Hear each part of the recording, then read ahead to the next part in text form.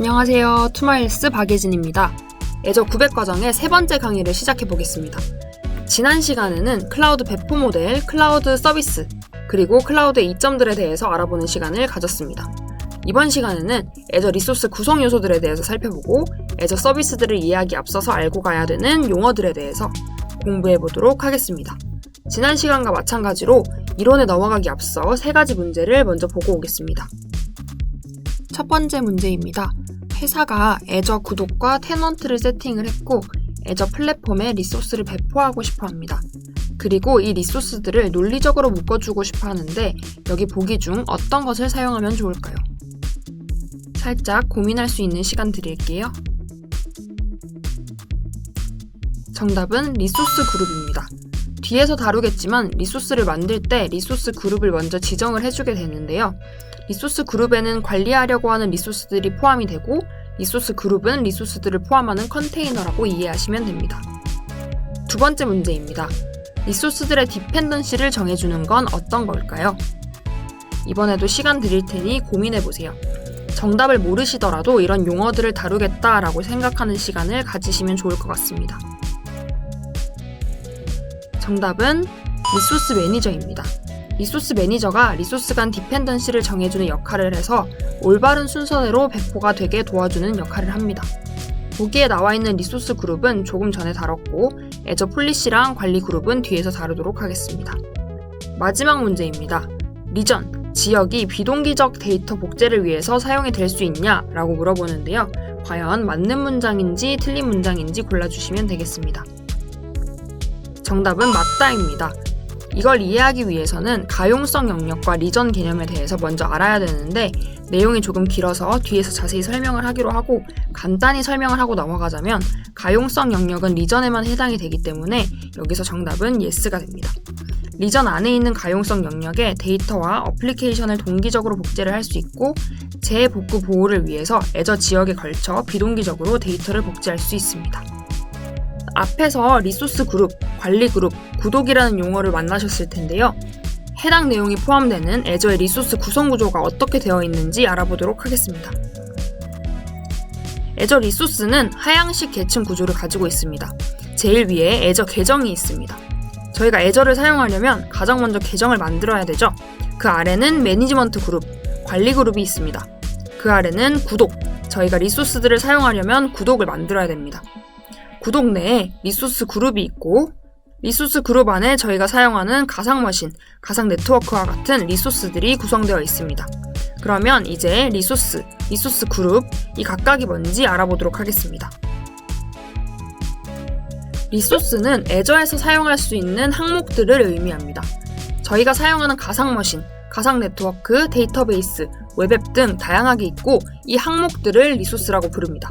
리소스 그룹은 애저 솔루션에 관련된 리소스를 보유하는 컨테이너입니다.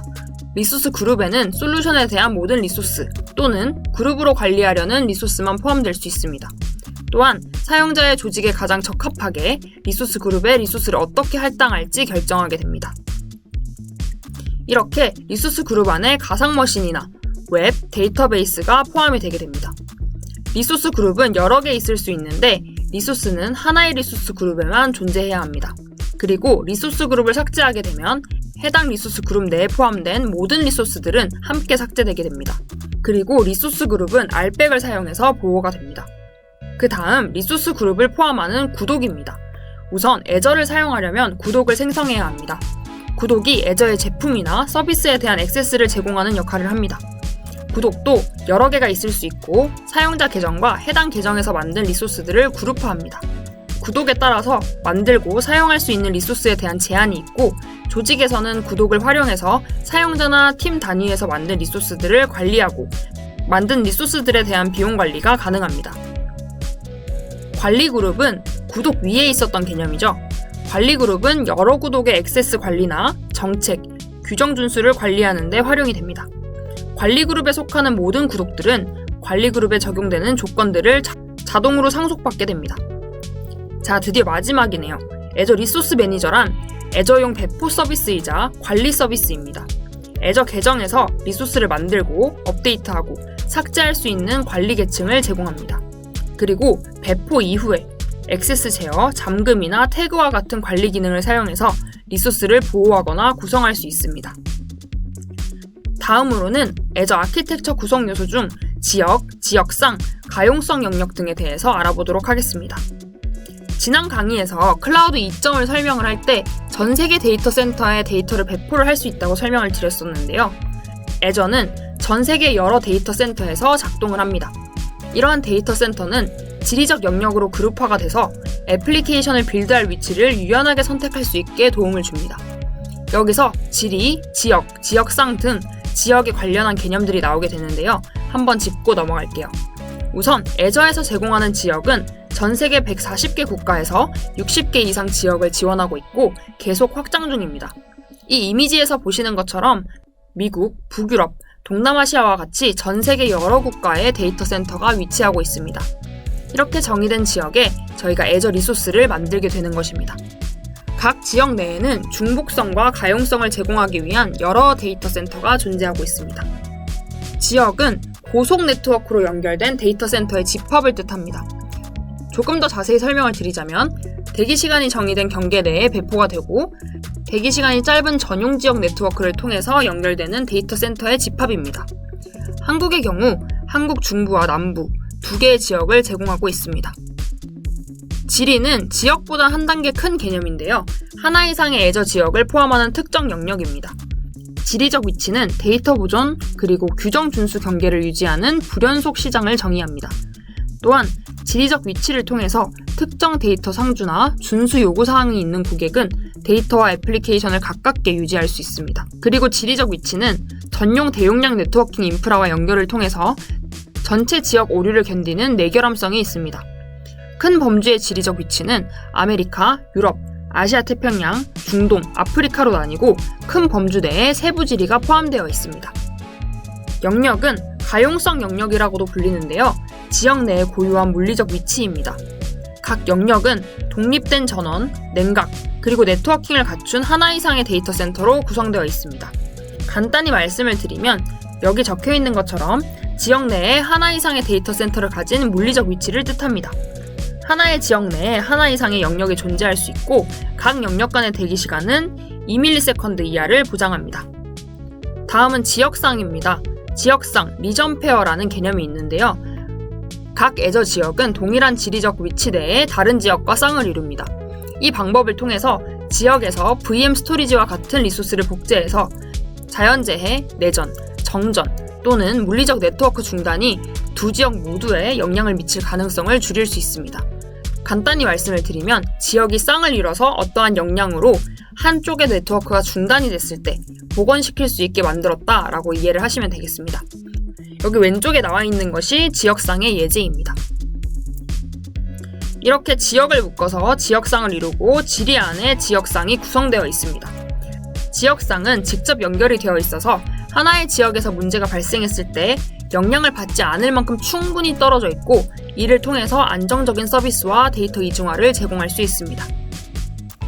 지역상의 장점으로는 좀 더 광범위한 애저 중단이 생겼을 때 모든 쌍 중에서 한 지역에 더 높은 우선순위를 둬서 애플리케이션 복원 시간을 단축할 수 있다는 것, 계획된 애저 업데이트는 가동 중지나 애플리케이션 중단 위험을 최소화하기 위해서 한 번에 한 쌍의 지역으로 롤아웃 된다는 것, 그리고 데이터는 세금이나 법률 집행 관할 구역에 사용될 수 있게 동일한 지역 위치 내에 쌍으로 상주한다는 것이 있습니다. 조금 전까지 설명드렸던 지리, 지역, 지역상, 영역이 이렇게 시각화되어 있으니까 이해가 조금 더 편하시죠?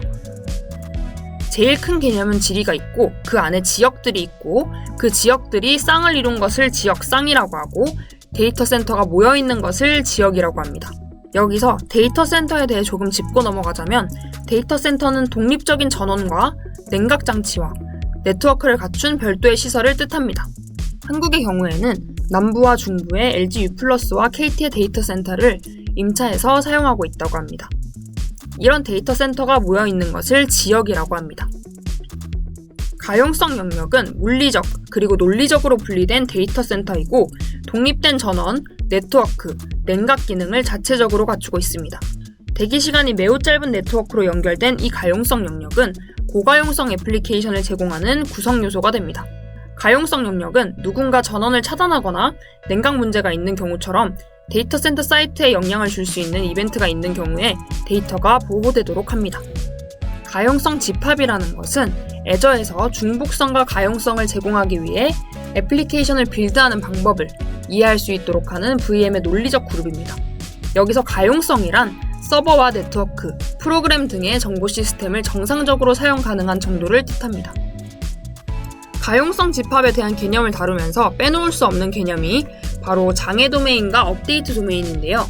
하나의 가용성 집합 안에 복수의 가상 머신을 생성하고 배정할 때 상세하게 장애 도메인과 업데이트 도메인을 통해 분류가 됩니다.